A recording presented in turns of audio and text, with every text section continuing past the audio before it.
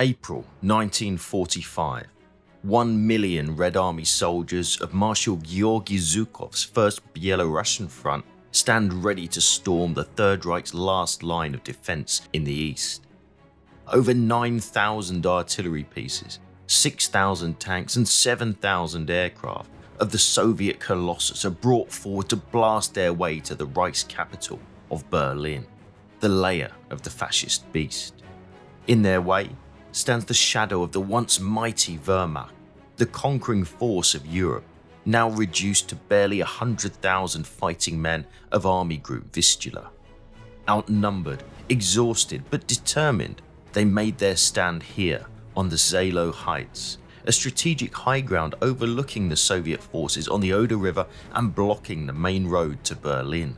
In this video, we'll explore these battlefields using the latest satellite technology, on-the-ground footage, rare veteran testimony, and for the very first time, pinpoint accurate overlays of unseen Soviet mapping to recreate the mighty battle that took place here in 1945. This is the story of the battle for the Seelow Heights. By spring 1945, Nazi Germany had been driven out of most of its occupied territories in Europe. In the west, Allied forces had liberated France and in March successfully crossed the Rhine and surrounded the German army in the west in what would become known as the Ruhr Pocket. Meanwhile, the Red Army had all but annihilated the German armies in the east and pushed their opponents through Poland all the way to the River Oder, barely 50 miles from Berlin. Now the Soviet juggernaut drew breath, in preparation for the final assault which would bring an end to the Third Reich. Western leaders Churchill and Roosevelt both agreed with Stalin that Berlin would ultimately fall under the Soviet zone of occupation in post-war Europe. The line of demarcation would be this river, the Elbe. But in March, the rapid collapse of the German resistance in the West raised real concerns within Soviet high command and its ever-paranoid leader, Joseph Stalin. As a result, he ordered Marshal Georgy Zhukov, the commander of the First Belorussian Front, to prepare plans for a Berlin operation, which was to be launched as soon as possible. Zhukov, a talented and highly regarded commander, was left with no option other than to punch straight through the German front and make a dash for Berlin before the Allied 12th Army Group on the Elbe could reach it, regardless of whether it intended to do so or not. His options were further constrained by the small bridgeheads on the Oder, which gave his 1 million strong force almost no room to maneuver. To put it simply, he would be forced to rely on the sheer mass of the Red Army and its immense firepower to batter its way through the Seelow Heights. By the start of April, the Red Army had established a small bridgehead on the left bank of the River Oder here, near the town of Kustrin. Using the satellite view and modern footage, we can see how this small bridgehead, just 40 kilometers wide and 5 kilometers deep, was simply not large enough to deploy the forces of an entire army group. It was thus decided that the attack would be split into two waves. The first, consisting of predominantly infantry units of the 8th Guards, as well as the 3rd Shock and 5th Shock armies, supported by artillery, was to break through the heavily fortified German line on the Seelow Heights. Once these formations had breached the German defences, the second wave, led by the elite 1st and 2nd Guards tank armies, would cross the Oder with their large armoured and mechanised formations and take over the push towards Berlin. But first, the Seelow Heights would have to be taken. These strategic heights overlook the Oder Valley from some 50 to 70 metres above the lowlands. In this modern footage, it's apparent why there would be no surprise for the Germans here. The only question on their minds was not if, but when the Russians would attack. The front of the Wehrmacht's anachronistically named Army Group Vistula was anchored on this crucial sector and manned by the soldiers of the 9th German Army, divided into 3 heavily fortified lines of defence. In 1945, this landscape, nicknamed by the Russians the Gates of Berlin, was crisscrossed with a web of irrigation channels, minefields and defensive earthworks that covered every square metre of ground. Countless trenches and dugouts, rows of steel hedgehogs and dragon's teeth, barbed wire and anti-tank ditches, concrete bunkers and pillboxes, artillery and machine gun nests with overlapping fields of fire. The principal Soviet formation in charge of breaking through these formidable defences was the 8th Guards Army. Originally named the 62nd Army, it had earned a legendary status in the Soviet Union, as it was one which had conducted the heroic defence of Stalingrad, for which it gained its Guards honorific. By 1945, it still comprised many of the die-hard veterans of Stalingrad, including its commander, the famous General Vasily Zhukov. These battle-hardened, fearless soldiers of the motherland, many of them had literally walked all the way from Stalingrad to here, would lead the way in the battle to come. And behind them, across the Oder, were veterans of another ferocious battle, the tankmen of the 1st Guards Tank Army, which had played a leading role in the titanic Battle of Kursk, the largest tank battle in history. Here then was the elite of the Red Army, and as fate would have it, those veterans of Stalingrad and Kursk were now about to become veterans of the Seelow Heights. On the opposite side, the German 9th Army's commander, General Theodor Busse, had no such force to call upon. His tenfold outnumbered army was a mixture of newly mobilised raw recruits and grizzled Eastern Front veterans, or in other words, inexperienced young boys and tired old men. The Wehrmacht was, at this point, on its last legs. Its remaining panzer divisions had been taken away from the Oder front at the crucial time and sent to Hungary to take part in another futile counterattack dreamt up by Hitler. Before dawn, on April 16, 1945, a 17-year-old German private, Helmut Altner, fresh out of training, was with the newly raised 309th Infantry Division atop the Seelow Heights. We were woken in the middle of the night by the sudden shaking and shuddering of the earth beneath us. We were under heavy fire. I quickly grabbed my things and put my boots and my greatcoat on. We stumbled straight out into the night. The earth was quaking and the night was full of lightning and roaring. Shells were passing over us and we could see each other's tired faces whenever an explosion burst. I looked at the time. It was around 3 o'clock. The Russian offensive had begun. Today it's almost impossible to understand the magnitude of that assault, but for those with an interest in tanks and armoured combat, why not check out today's sponsor, War Thunder? Quite simply, it's the most comprehensive vehicle combat game ever made, with over 70 million players worldwide, and it's available free via PC, console and mobile device. With over 2,500 authentically modelled tanks, planes, helicopters and ships from the 1920s to the modern day to choose from, including the iconic T-34 used in the assault on the Seelow Heights. It's a great way to immerse yourself in epic PvP action and ideal for military history fans too. Play War Thunder now for free on PC, PlayStation, Xbox or mobile. Use our links in the pinned comment or video description to sign up. New players and those who haven't played in 6 months will also receive a massive bonus pack on PC or consoles that includes multiple premium vehicles, the exclusive vehicle decorator Eagle of Valor, 100,000 Silver Lions and 7 days of premium account. So, back to the action. Artillery pieces of all calibers unleashed hell on the Germans.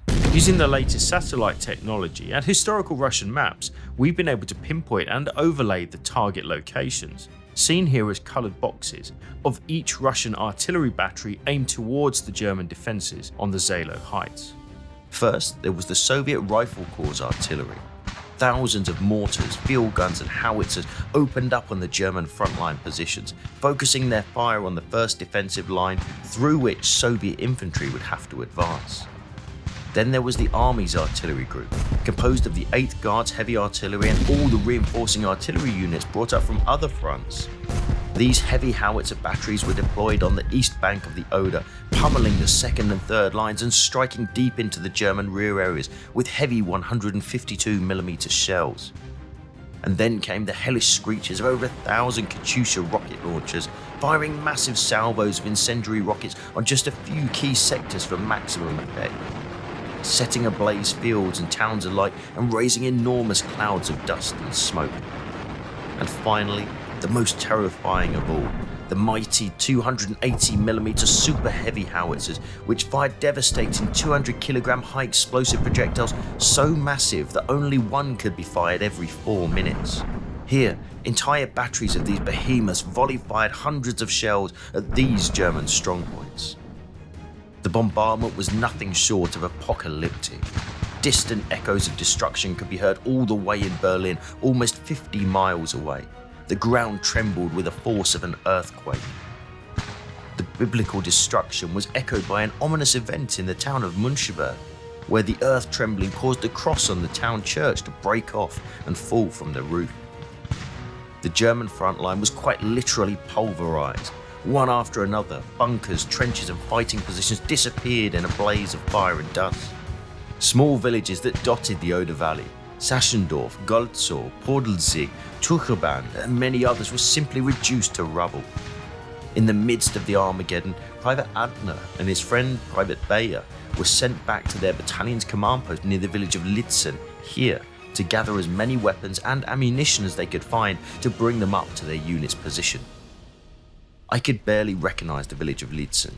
Destruction descended on it like a hurricane and houses were burning on both sides of the street. Crying children were running about looking for their parents who were nowhere to be found. A little girl was crying over a doll and the village church was on fire. When we reached the command post, they had all but run out of weapons. The sergeant there could spare us nothing more than a couple of Italian submachine guns and some magazines, and that was all. The hellish barrage lasted for 30 minutes, during which over 500,000 shells were fired at the German positions, and then the Russian guns, glowing red from heat, fell silent. The attack was coming. Finally, at 3:30 AM, 143 aircraft searchlights were turned on and pointed towards the German positions in order to illuminate the battlefield and blind the defenders. With the thundering battle cry of "Ruah!", tens of thousands of Red Army soldiers charged the German front line. Within minutes, the first line of defences was overrun with barely any resistance to speak of. The men of the 8th Guards, encouraged and jubilant, pushed on into the fields beyond. But in what would turn out to be a major blunder on Zhukov's part, the searchlights he intended to blind the enemy with were in fact silhouetting his men, who would pay an awful price in the moments to come. The massive Russian infantry, completely exposed on the cratered, muddy fields, was met with a murderous German counterfire of all calibers raining down from the heights above. It was a nasty surprise for the Russians. General Gotthard Heinrizi of Army Group Vistula and the 9th Army's commander General Busse perfectly guessed the time and place of the Red Army's attack, which had been confirmed by captured Soviet prisoners mere hours before it was launched. At the last moment before the Soviet bombardment, Heinrizi ordered the troops manning the front line to immediately fall back to the second line and up towards the Seelow heights. Consequently, when the artillery struck, most of the forward positions on the front line were already abandoned. Zhukov and Chuikov were observing the battle from Chuikov's forward observation point near his field headquarters located here on a feature known as the Reitwein Spur. Both men could see the German fire raining down from the Seelow heights. It was obvious that something had gone wrong. There should not have been that many Germans still in the fight. General Vasily Kuznetsov, commander of the 3rd Shock Army, advancing north of Chuikov, cynically remarked, "Our artillery seems to have destroyed everything but the enemy." Finally, the searchlights were turned off for good, but the battle was still not going Zhukov's way. Heinrizi's masterful strategic move preserved the bulk of his forces, and they were now offering strong resistance which had made the Soviet assault slow to a snail's pace. The Russian infantry found itself under a hail of accurate fire and suffering tremendous casualties, while most of their heavy weapons were getting stuck in the muddy, bombed-out landscape, simply unable to be brought up to give direct fire support. As dawn turned to day, the Red Air Force joined the fray, with an aerial armada of thousands of aircraft swooping down on the Seelow heights. Wave after wave of Il-2 Sturmovik ground attack aircraft strafed and gunned down anything that moved. High above them, heavy twin-engine bombers dropped tens of thousands of bombs, wiping out German command posts, communication lines and supply depots. The young boys of the Volkssturm, caught in the open, were hit particularly hard and simply couldn't handle the fury of the Soviet onslaught. The round-the-clock air attacks drove many to insanity. Some panicked and ran from their positions in the midst of the bombardment, never to be seen again. By noon, the Red Air Force had laid waste to the German rear areas on the Seelow heights, with over 6,500 sorties flown, with little challenge from German anti-aircraft guns or the Luftwaffe. The 9th Army's ammunition reserve, which was already critically low, was now in a catastrophic situation. What little they had started with was now all but gone. Despite the dire situation, once the Soviet ground attack resumed, it was met yet again by deadly fire from the heights. The early morning mist rising from the Oder concealed the main German positions on the slopes of the heights, thus sparing them from most of the air attacks. The Ninth Army was, miraculously, still in the fight. Back at Zhukov's bunker, he and Zhukov were now exchanging harsh words. The 8th Guards, for all its effort and sacrifice, was still far short of the day's objectives. By 2 p.m, having seen enough, Zhukov made a decision and ordered the tanks of the second wave to move across the Oder and join the attack. The heights had to be taken on the next day. As night fell, the fighting continued all along the Seelow heights. In the darkness, Russian assault squads stormed the German strongpoints and cleared them out one by one in murderous close combat. The sleep-deprived defenders were swarmed by Russian stormtroopers, using all weapons available to them, such as flamethrowers, submachine guns and grenades, even hundreds of captured German Panzerfaust, which proved crude but highly effective bunker busters. In these brutal fights, men from both sides would distinguish themselves with incredible acts of bravery. One such man was a young officer in the 1st Guards Tank Army, Russian-born native of Siberia, 19-year-old 2nd Lieutenant Grigory Mikhailovich Jezhora. It was April 1945 and it was hell. I was a young officer in command of a submachine gun platoon on the Seelow heights. The Germans covered every square meter with bunkers and dugouts and connected them with trenches, all of them constantly spewing fire our way, and they fought to the last round. One time my lads captured a prisoner, an Oberleutnant with 2 iron crosses on his chest. The German didn't utter a word when questioned, only contemptuously spat in my direction. Such was the carnage that the medical services on both sides were completely overwhelmed. In the hastily set up Soviet field hospitals, a wounded soldier would often have to wait between 4 to 5 hours to get treated. It was far worse on the German side. The dressing stations behind the lines were overflowing with wounded and dying soldiers. The stench of charred flesh and endless pools of blood was unbearable. Wehrmacht doctors were ordered to prioritize not those they could save, but those who could be returned to the fight. This meant that any wound, even a light one that could be treated but would take a soldier out of the fight, could easily prove a fatal one. The German Feldgendarmerie ruthlessly scoured the rows of wounded for any men who could be forced back into the fight. They set up checkpoints on the roads where they grabbed any wounded who could walk and carry a weapon, and at gunpoint sent them straight back into the slaughter, meat back to the meat grinder. But for each and every one of those acts of brutality, there were also acts of heroism. Tragically, by the time General Heinrizi received and signed off on these awards and promotions, many of the units and men who were due to receive them no longer existed. On the Soviet side, thousands of medals would be earned on the slopes of the Seelow heights. Here are just a few of their stories.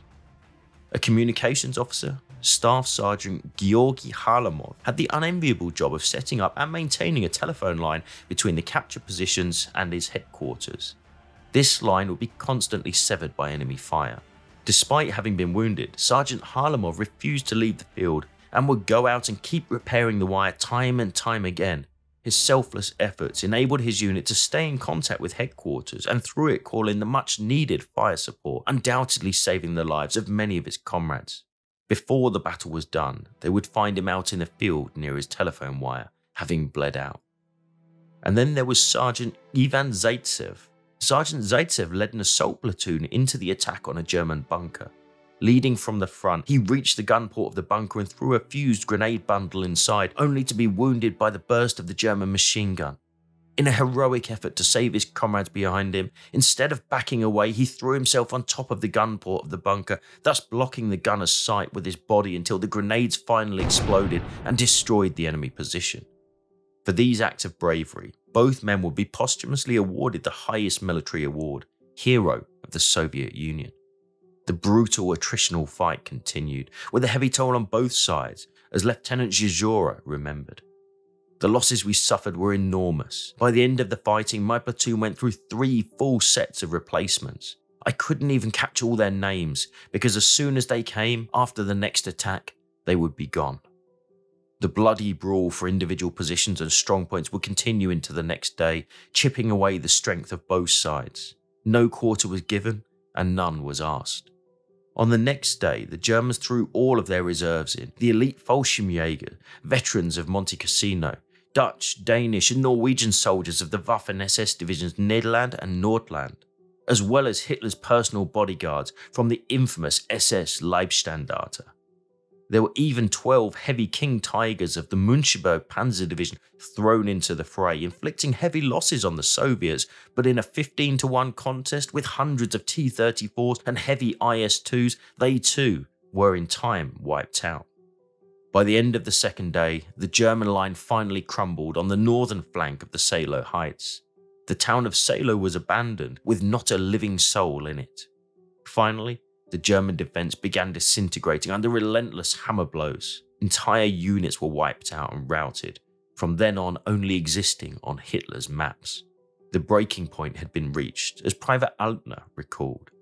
The howling of Katyushas could be heard in the distance, then suddenly all hell breaks loose. Stalin's organs, God have mercy on us. We found ourselves in an inferno of fire and horror. I was lying there half dead, scratching the ground with my fingernails, ripping at the turf, wishing I could dig into the belly of the earth itself. All around us was fire and dark smoke as the earth was ploughed up metre by metre. Have I been lying here for hours, days? I couldn't tell. Finally, the fire lifted. I couldn't believe it. I felt myself all over. Nothing was missing. I was only covered in dirt and half shattered, but still alive. A horrible silence now reigns. Here and there someone heaves themselves up. Here and there someone cries out for water or for help. The company commander appears and gathers whoever's left of us, and we get moving again. The dead lie between the craters. Out of the whole battalion, only 140 of us remained. And then there were 110, and then 78. We were tired and despondent, burnt out. We were empty inside. We've lost all hope. By the third day, April the 18th, the last battle-worthy panzers, along with the remnants of the 9th Army's infantry, had formed a line anchored around the town of Müncheberg, determined to make one last stand. Within 24 hours, they were gone, and with them, the last German line of defence in the east. The gateway to Berlin was open, but it had come at an enormous cost. All told, the Red Army had lost well over 30,000 men, or 12,000 Germans lay dead, and 35,000 more would be marched off into captivity.